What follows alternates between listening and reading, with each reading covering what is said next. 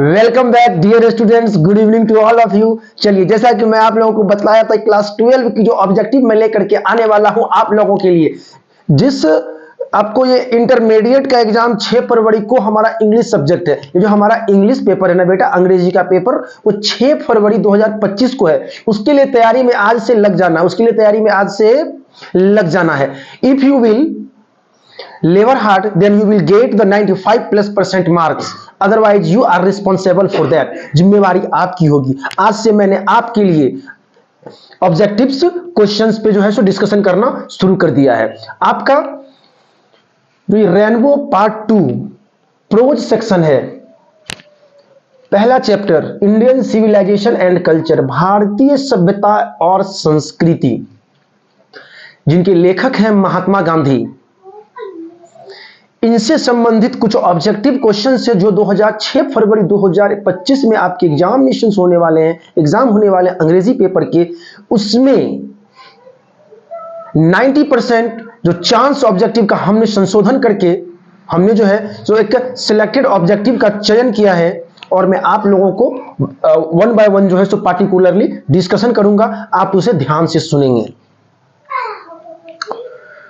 पहला, Mahatma Gandhi has written the lesson. Mahatma Gandhi कौन से चैप्टर को लिखे हैं? Option A, I have a dream.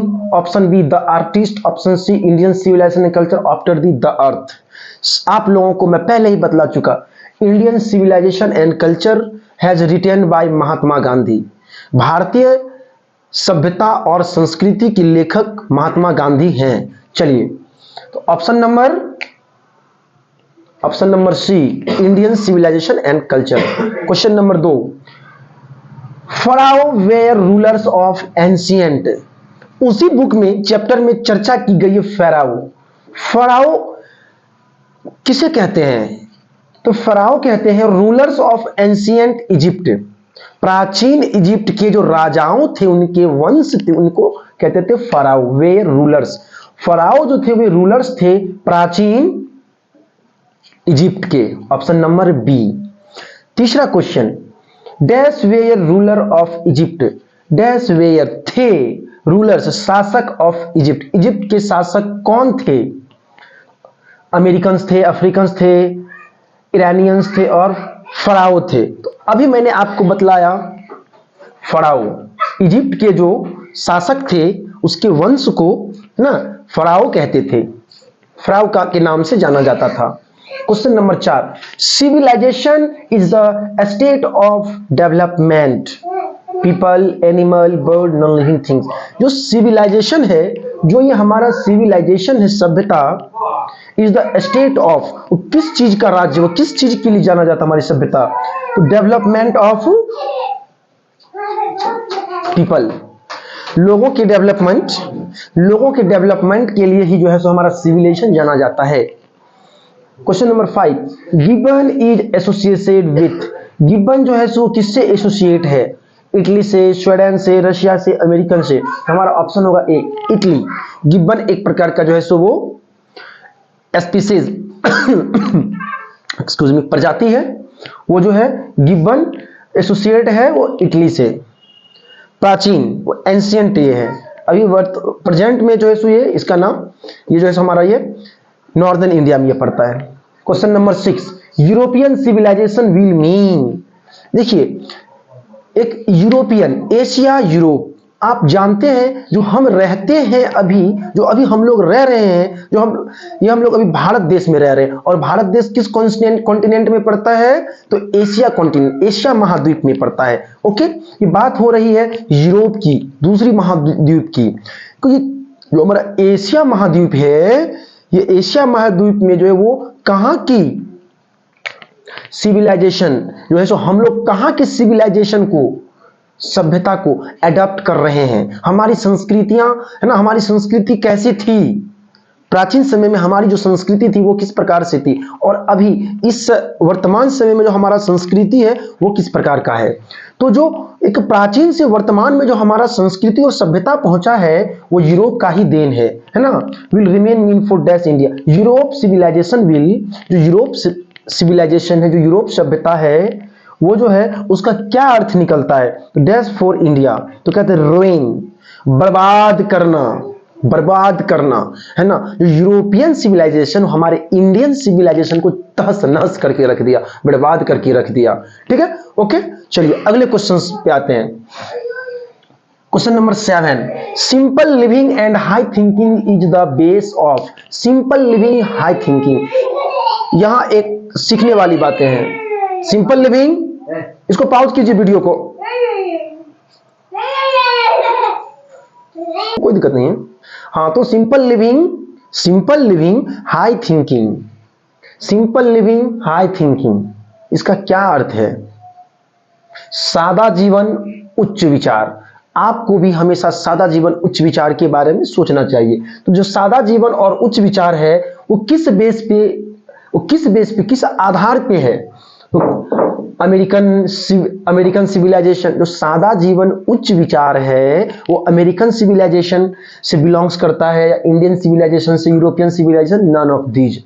तो सादा जीवन उच्च विचार, कोई भी जो उच्च विचार है ना वो हमारे भारतीय सभ्यता से ही संबंधित है। तो ऑप्शन नंबर बी होगा Indian civilisation. Dash was the spiritual leader then a politician. Dash was a spiritual leader, कौन थे एक आध्यात्मिक नेता, देन अ पॉलिटिशियन, यानी कि राजनीतिक कम अध्यात्म से जुड़े कौन थे? नेहरू जी, सरदार पटेल, महात्मा गांधी, इंदिरा गांधी। कौन? महात्मा गांधी होगा, है ना। महात्मा गांधी अध्यात्म से जुड़े रहते थे, राजनीतिक से वो बचते थे।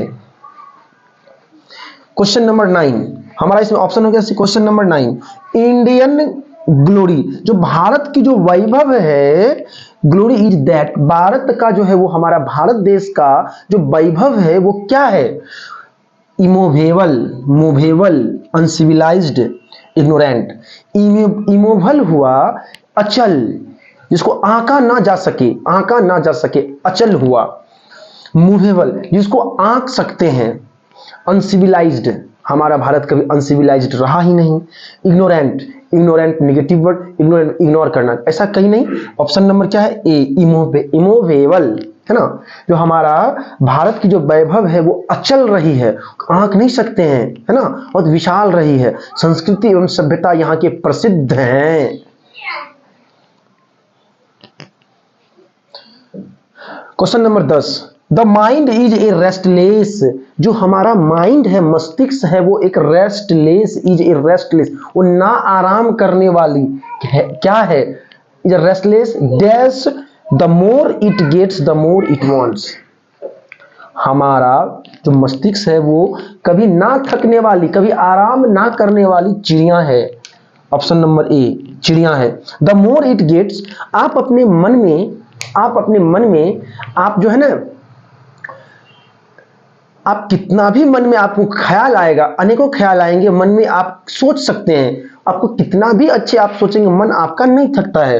मोर इट वांट, यानी कि जितना आप इनके अपने सोच, जो आपकी मन कह रहा है, आप अपने मन को जितना फुलफिल करोगे, उनके अनुसार जितना चलोगे, है ना, वो उससे ज्यादा एक्सपेक्टेशंस, अपेक्षा रखता है आपसे।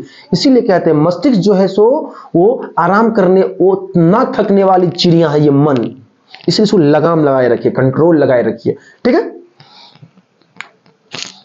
Question number 11 and this is our last question. Okay, my experiment with truth, my experiment with truth, सत्य के साथ जो है वो प्रयोग। एक्सपेरिमेंट मीन्स क्या होता है? प्रयोग। सत्य के साथ जो है सो प्रयोग किया हुआ है, मतलब सत्य है ना, सत्य ही सत्य है और सत्य ही सब कुछ है। किनके द्वारा लिखा गया है ये? माय एक्सपेरिमेंट विथ ट्रूथ जो है was written by, option A, Mahatma Gandhi. Mahatma Gandhi के द्वारा जो है माय एक्सपेरिमेंट विथ ट्रूथ लिखा गया है। ओके, कोई व्यक्ति खुद से अगर खुद की जीवनी लिखते हैं तो वैसे क्या कहते हैं? जो खुद की जीवनी लिखते हैं, ऑटोबायोग्राफी, खुद से लिखी गई जीवनी। तो माय एक्सपेरिमेंट विथ ट्रूथ जो है वो ऑटोबायोग्राफी भी हुआ, किसका ऑटोग्राफी? महात्मा गांधी का autography, my experiment with truth. इन 11 सवाल का आपको मैं 3 से 5 सेकंड का वक्त देता हूं। आप एक स्क्रीनशॉट, आप जो है सो वीडियोज में क्लियर है सो हर कुछ आवे, आप ये स्क्रीनशॉट ले लीजिए, फिर मैं डिस्कस आगे कर रहा हूं। एक स्क्रीनशॉट अच्छे से आ रहा है, ये ठीक है, इसको देख लीजिए, अच्छे से आना चाहिए ताकि आप लोगों को जो है सो कोई समस्या ना हो इसे समझने में। ठीक है, आप 11 क्वेश्चंस को जो है सो इनको 11 क्वेश्चंस को आप जो है so you have to practise, आपको प्रैक्टिस करना है। प्रत्येक रोज एवरी डे आपको 5 से 10 वर्ड्स नए सीखने हैं, है ना। जो डेली हैबिट्स, डेली रूटीन में जो कुछ वर्ड, कुछ फ्रेज है ना, कुछ सेंटेंसेस हम बोलते हैं, उसमें उसका प्रोनाउंसिएशन जो है वो शुद्धता उसमें होनी चाहिए। जैसे एक्सक्यूज मी ना, नहीं, एक्सक्यूज मी, किन्हीं से मदद मांगना है, प्लीज हेल्प मी, है ना। रिक्वेस्ट करके किन्हीं से, give me a glass of water, please give me a glass of water, है ना। किन्हीं से पेन मांगना है, please give me a pen, है ना। आप जा रहे हैं, है ना, आपको सामने जो है सो आप व्यक्ति को थोड़ा सा, अपने फ्रेंड को कह रहे हैं थोड़ा साइड हट जाओ, एक्सक्यूज मी, ये सब वर्ड्स का आप यूज कीजिए ना, है ना। आपसे किन्हीं को थोड़ा ठोकर लग गया, ठेस लग गया, आप उसको बोलिए सॉरी, है ना। ये बोलना सीखिए, प्रोनाउंसिएशन आपके जो है ना, ये टंग में ऐसे वर्ड्स आने चाहिए, है ना।